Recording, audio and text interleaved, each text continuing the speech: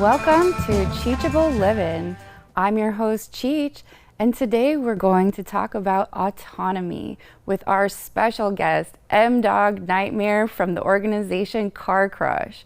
Car Krush is an amazing place here in Portland, Oregon that helps folks get in touch and learn more about their own automobiles and all of those components inside.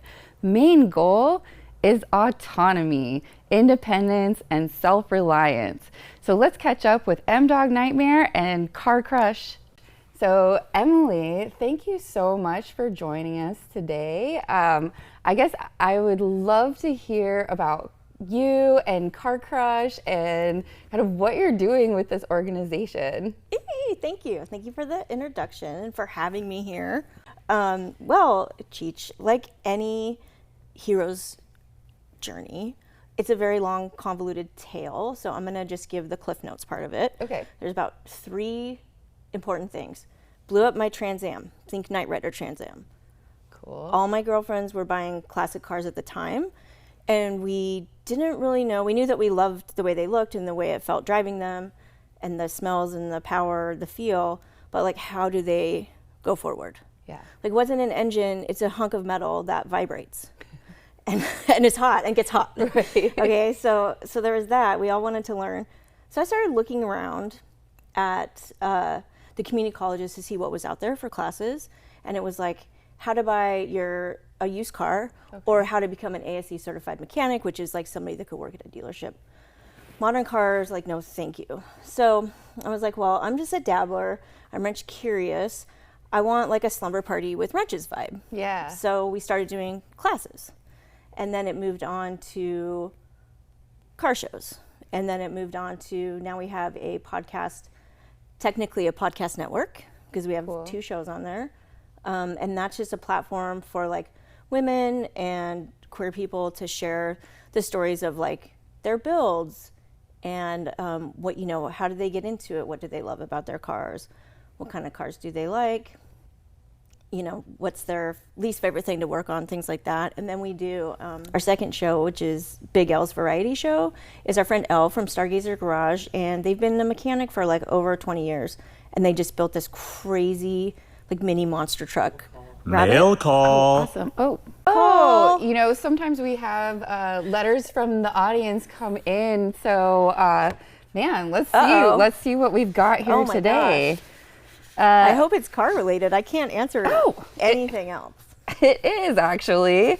So we have somebody writing in saying, I just recently inherited a 1972 El Camino from my grandpa, and I don't know a thing about cars, but I'd like to. Auto shops are intimidating, and looking up information on YouTube is overwhelming. Where is a good local place to start to learn about maintenance, upkeep, and align with a classic car community? Wow, that's really great. First of all, that's perfect. Thank goodness I got that question. I would follow Car Krush to begin with. So on Instagram, CarKrush. We have classes this summer. They'll be for all levels, novice, beginner. So stay up to date on that on our Instagram. And then I would buy the factory service manual, which is from GM, and it was for mechanics at the dealership.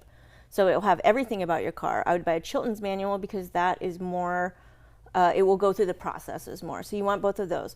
And then you need to kind of consider, was the car garaged? Because that means you'll have to replace a lot of the rubber. There could have been mice living in it. The wires could be shot. Okay. So you have a little bit of tools. And then I would go to, you can go to Dean's Auto Care. That's on Lombard. And then there's a place called Ron's, and it's on Foster, and that they do brakes and like a lot of front end stuff.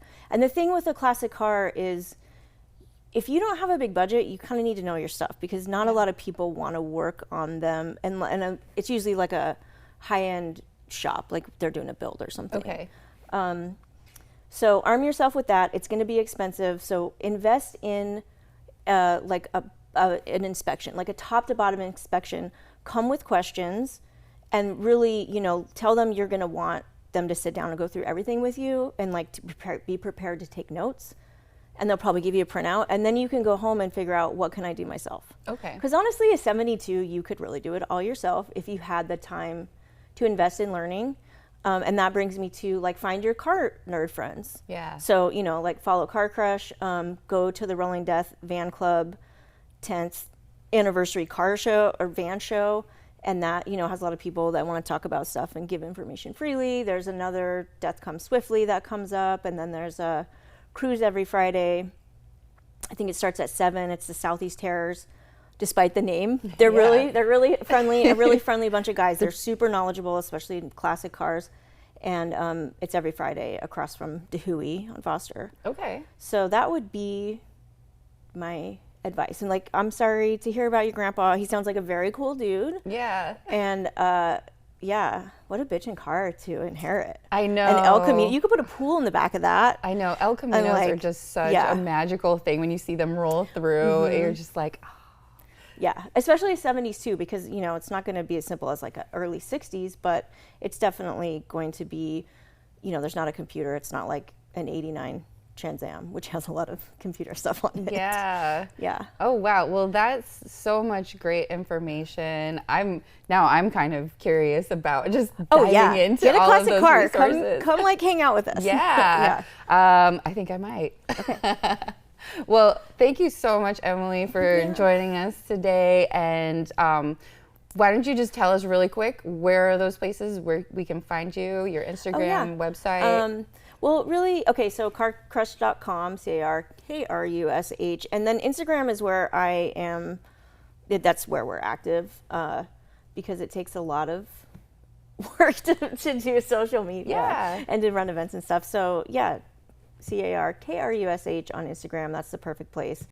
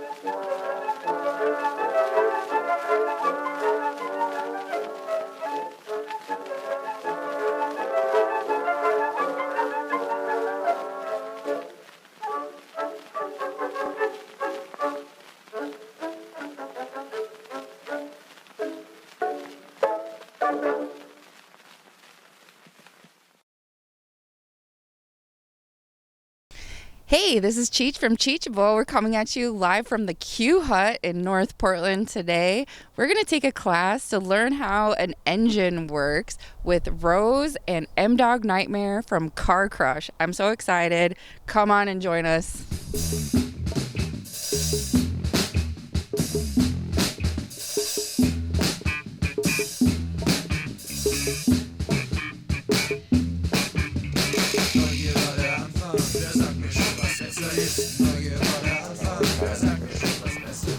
So my name is Emily, and I'm the founder of Car Krush. My pronouns are she, her, and I'm so, it's so awesome that I get to partner with Rose, aka Queen of the Bands. to bring you guys this engine class and just to get everybody excited about classic cars and get a little knowledge and some confidence about what's in here, because they're not made of glass. So you can't see what's going on, which was always really frustrating for me when I was trying to learn stuff. Okay, well, I'm Rose, she, her. I am from Indiana, Kentucky, Ohio. I was born in Indiana, moved to Kentucky when I was 17, and then I've tortured myself by living in Ohio for 7 months, and then I lived in Western Kentucky for 7 months, which was a similar but very different experience. So the things that you all have identified are also reasons why I left that area, is being myself and doing this work is a little bit of a confluence in not fun. And that's the area they meet up, and there is some fun, and sometimes people are cool, and sometimes people are not cool. And I moved up here to work at a shop, and things were not cool, in the vein of what you described. Found myself in a really inappropriate work environment. But now I am wrenching daily at Dean's Car Care up on 15th and Lombard. I'm doing all the classic American stuff, and then anything that's old. We're one of the only shops that'll work on old stuff. And part of what this is about, this is basically an antique motor at this point. This is an 81, and it's antique. But the core of what this is the core of most modern engines. And this one's not that old that we're like really goofing off on something super old. It's very relatable.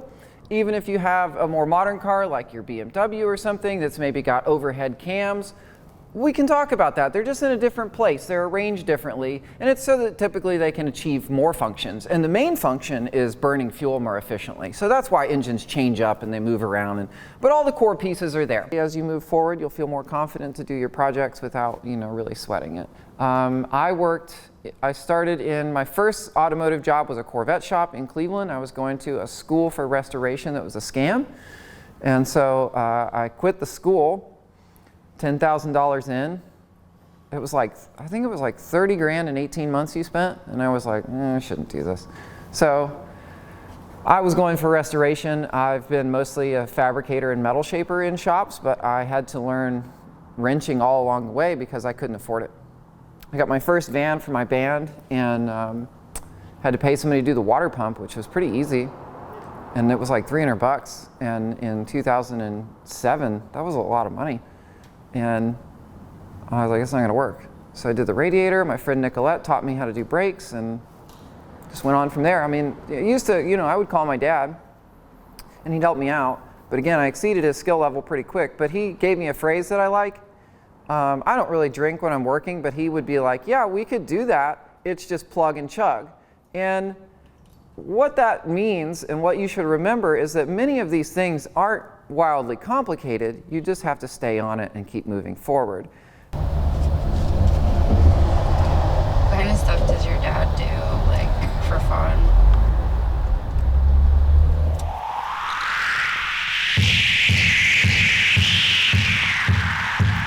Move on, suck it to them. It's the latest. You shouldn't miss it. You gotta get into it and shake it. Here it comes, and move, move, move, move, move on.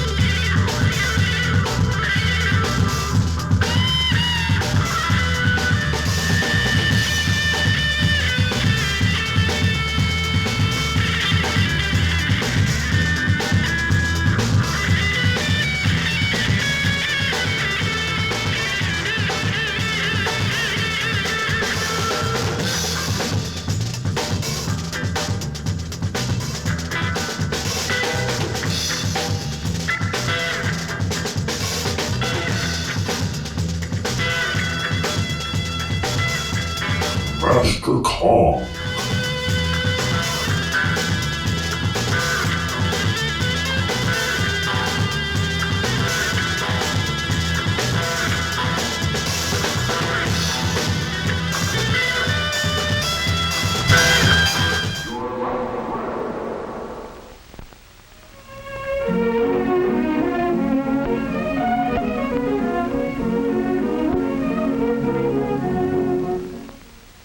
Not so many years ago, the automobile was considered a luxury. About the only time it received an airing was on Sunday or a holiday. Today, millions of buses, trucks, and cars travel the highways from coast to coast. The number of cars on our city streets offers proof that for millions of people, automotive transportation is almost as much a necessity as a house. The good all-round serviceman is really 4 mechanics in one. He must be able to make all repairs on the engine, such as repairing or replacing the camshaft. He must understand all types of engines thoroughly. For although all gas engines are fundamentally the same, differences have been developed in the various makes of cars which the mechanic must know. For example, in cleaning out carbon and grinding valves, he may work on the L-head type engine one time, while the next engine may be the overhead valve type. Both types provide efficient power, but the problems of adjusting them are totally different. A good serviceman is also a machinist. In an emergency, he may be called upon to make completely some minor part which may not be in the stock of repair parts. The superior serviceman is a welder. Through accidents and even ordinary usage, parts are broken and have to be repaired. The expert welder is valuable to any garage and often concentrates on specialized work at very good pay. In addition, the all-round serviceman is an electrician and must have the knowledge and skill to keep the automobile's electrical system in working order. For without the spark to fire the engine, there would be no power. In the early days, electrical energy was supplied by dry batteries, but the car of today carries its own generating and storage plant. The storage battery is of low voltage, so a coil and condenser is necessary to step up the current enough to jump the spark gaps in the spark plugs. The coil and distributor also must be tested and kept in proper working order. Besides the ignition system, there are the lighting and starting circuits which sometimes need the services of a competent mechanic. The use of heaters, windshield wipers, and radios has further increased and complicated the electrical work of the serviceman. Because of the high speed at which vehicles travel today, the care and adjustment of brakes is a serious and vital part of the serviceman's work. The safety of the car on the highway largely depends on good brakes, along with correct and accurate alignment of the wheels. Radiator repair and general care of the cooling system is important in making cars run efficiently and economically, so soldering is another of the many kinds of work the serviceman must do.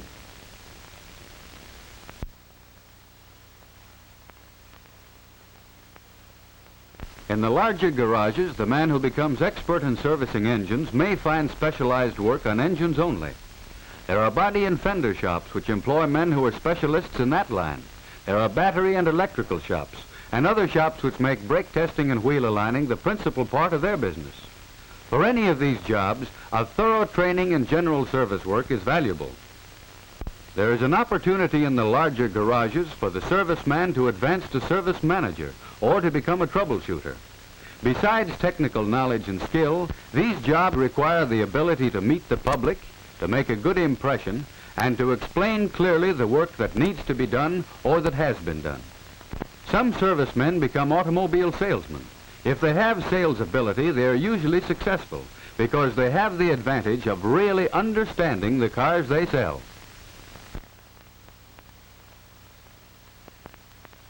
If you enter the automotive service field, your first job will probably be as a helper in the shop of a general service garage.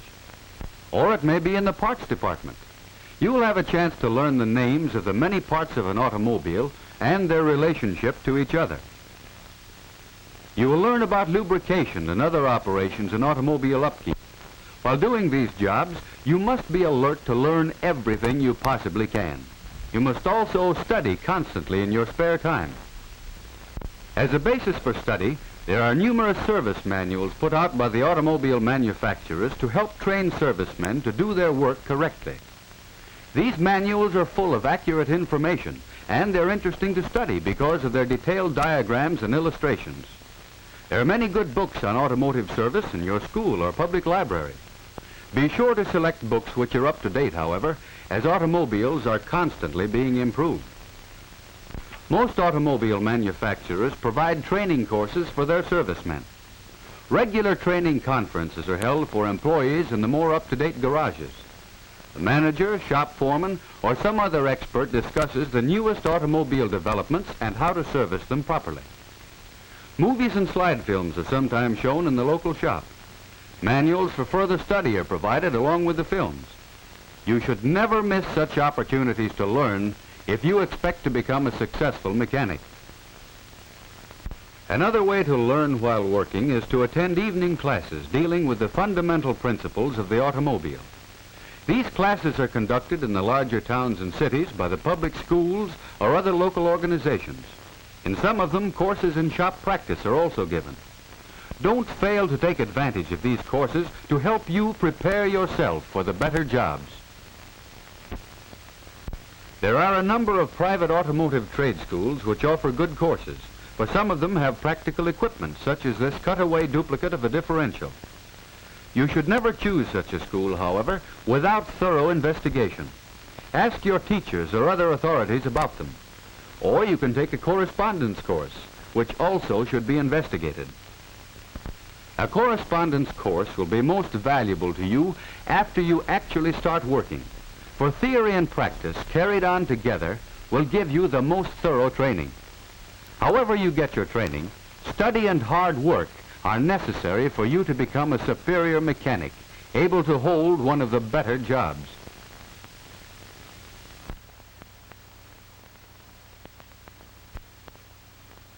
While you're still in high school, you can lay a strong foundation for automotive service. The gas engine produces power by burning fuel in a small enclosed space. In your physics class, you'll learn how this is done. In physics, you'll learn how the cooling system carries off the heat after power has been produced by the burning or combustion process in the engine. The transmission of the engine's power through gears and wheels to make the car move can be more clearly understood if you know the principles of physics. Electrical physics will help you understand the ignition of a car. So you can see that physics is not only an interesting subject, but very necessary if you are to become a first-class auto mechanic. Take all the mathematics you can, for you'll need it in every type of automotive work you do. Mechanical drawing will help you in reading the many plans and illustrations in automotive textbooks and service manuals. This is especially important if you plan to become a shop foreman.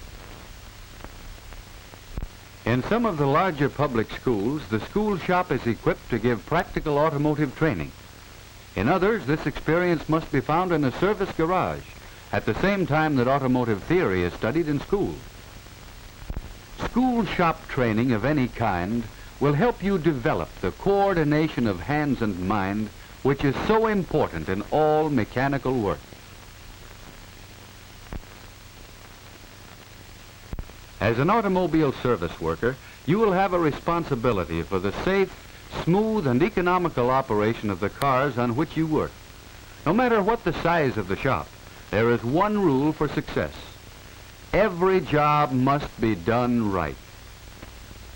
If you develop the ability to manage a business, you may be promoted to garage manager, or you may be able to go into business for yourself.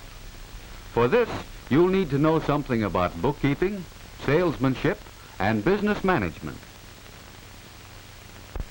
If you really like to use tools and have a knack for mechanical work, learn all you can about it at your local service garage. You'll find some things you may not like, but the dirt and grease will wash off. Try tinkering with an old car and rebuilding it. Do the best job you can, just as though some car owner depended on you. When you're finished, you may have found your life work. Thousands of new automobiles are manufactured every year. Although many of them replace cars which are worn out, the total number of motor vehicles will probably continue to increase for some time to come. If you qualify yourself, there is a reasonable possibility that you will find employment in the automotive service field.